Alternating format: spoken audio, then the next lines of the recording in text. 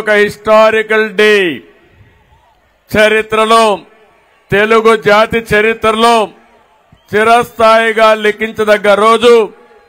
తెలుగుదేశం జనసేన బడుగు బలహీన వర్గాలకు ప్రత్యేకంగా వెనుకబడిన వర్గాలకు అండగా ఉంటామని సమిష్టిగా ఈ రోజు ఒక డిక్లరేషన్ మీ ముందర పెడుతున్నాం. అందుకే అడుగుతున్నా మిమ్మల్ని అందరినీ గట్టిగా చెప్పాలి. జై హో బీసీ, జై హో బీసీ, జై హో బీసీ. ఇది మనందరి నినాదం కావాలి, మనందరి విధానం కావాలి. ఈరోజు మనందరం కూడా ఈరోజు ఏదైతే జనసేన తెలుగుదేశం పార్టీలు ఉన్నాయో సంయుక్తంగా విడుదల చేసిన బీసీ డిక్లరేషన్ గర్వంగా ఇంటింటికెళ్లి ప్రతి ఒక్కరికి మీరు చెప్పే పరిస్థితి రావాలి. ఈరోజు ఆషామాషిగా ఇది రిలీజ్ చేయలేదు.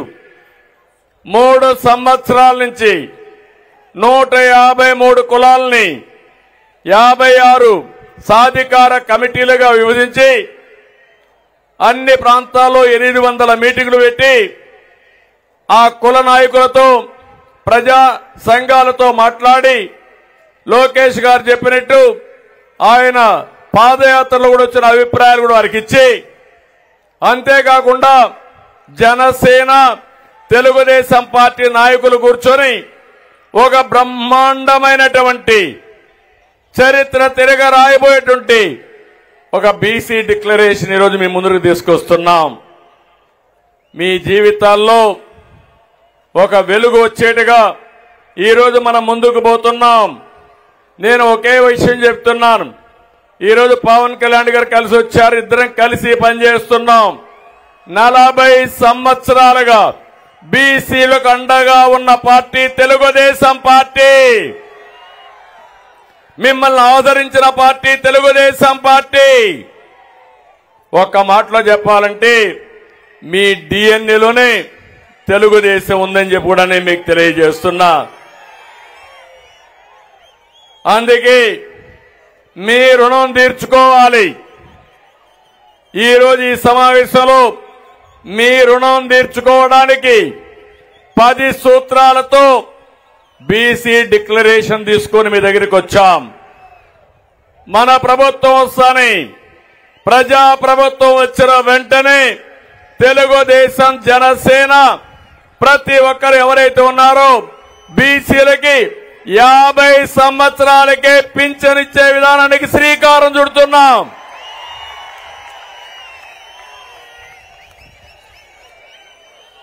అందులో కూడా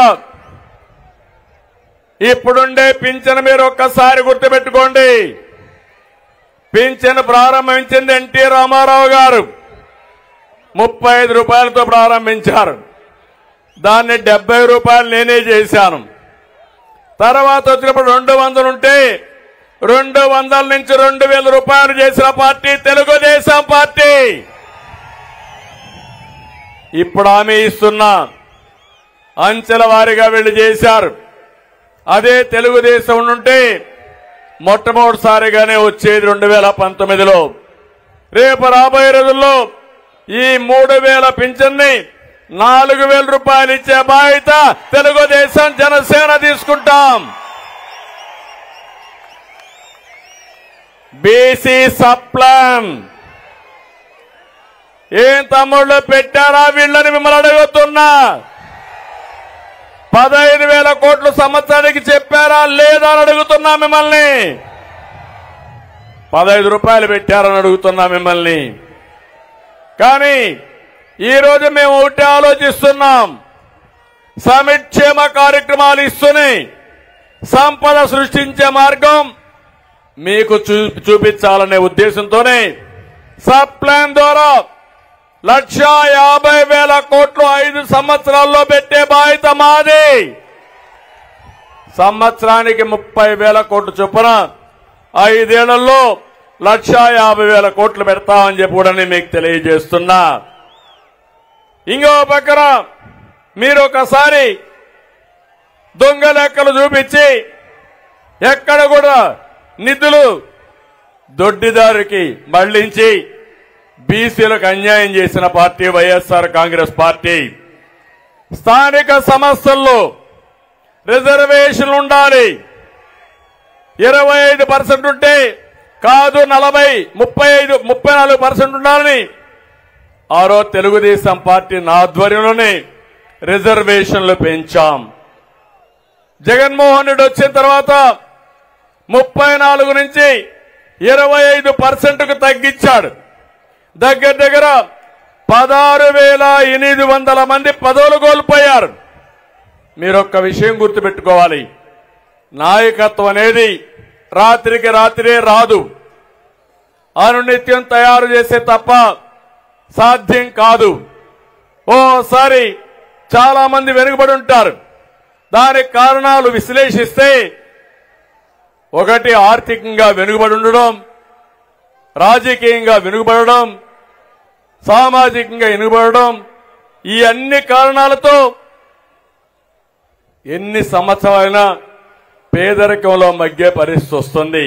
రోజు ఎన్టీ రామారావుని సర్వనాశనం చేయటమే కాదు, జూనియర్ ఎన్టీఆర్ 2009 ఎన్నికల్లో తిప్పుకున్నాడు. యాక్సిడెంట్ అయి ప్రాణం బాగొట్టినటువంటి పరిస్థితిలోకి వచ్చాడు. అతను కొడుకు పప్పుగాడు, ఈ తుప్పుగాడు కొడుకు పప్పుగాడు ఉన్నాడు లోకేష్. వాడికి తా అంటే తందానా అంటాడు. వాడికి పుట్టినరోజుకి చావుకి కూడా తేడా తెలవనటువంటి పనికిరానటువంటి వెధవ వాడు. వాడిని తీసుకొచ్చి ఆ తెలుగుదేశం పార్టీకి ముఖ్యమంత్రిని చేయాలి, అధ్యక్షుడిని చేయాలని చెప్పి ఆ ఎన్టీఆర్ జూనియర్ ఎన్టీఆర్ చెన్నాని మీద అనేక కుట్రలు చేసి అతన్ని అనేక రకాలుగా ఇబ్బంది పెట్టేటువంటి పరిస్థితి ఉంటుంది. ఎన్టీ రామారావుని, పెద్ద ఎన్టీఆర్ ని గాని చిన్న ఎన్టీఆర్ ని గాని అభిమానించేటువంటి ప్రతి వ్యక్తి కూడా ఈ దొంగ, ఈ 420 గాడు అయినటువంటి చంద్రబాబుని గొయ్యి తీసి గోతులో కనుక పాతి పెట్టినట్లయితే ఆ పార్టీ రేపు ఎన్టీఆర్ చేతిలోకి వెళ్తుంది. కానీ ఈ పనికి మాలినటువంటి చంద్రబాబుని, లోకేష్ ని గెలిపించినట్లయితే ఆ ఎన్టీఆర్ ను కూడా అనాదరణ చేసి ఆ ఎన్టీఆర్ ని కూడా బయటకి గెంటి ఈ పంది కుక్కలు ఈ పార్టీని ఆక్రమించుకుని పేదల పొట్టకొట్టి వీళ్లు సంపాదించుకుని కోటాను కోట్ల రూపాయలు సంపాదించుకుని ఈయన మద్దతుదారులు బతికేటువంటి పరిస్థితి ఉంటుంది. కాబట్టి ఎన్టీ రామారావుని అభిమానించేటువంటి ఎన్టీఆర్ అభిమానులు కావచ్చు, రాజశేఖర రెడ్డి గారిని అభిమానించేటువంటి రాజశేఖర రెడ్డి గారి అభిమానులు కావచ్చు, గౌతులచ్చన్న గారు చూపించినటువంటి మార్గంలో నడిచేటువంటి వ్యక్తులు కావచ్చు, డాక్టర్ బిఆర్ అంబేద్కర్ గారు చూపించినటువంటి ఆయన చూపించినటువంటి దారిలో నడిచేటువంటి జగన్మోహన్ రెడ్డి గారికి మనందరం కూడా మద్దతు ఇవ్వాల్సినటువంటి అవసరం ఉంది.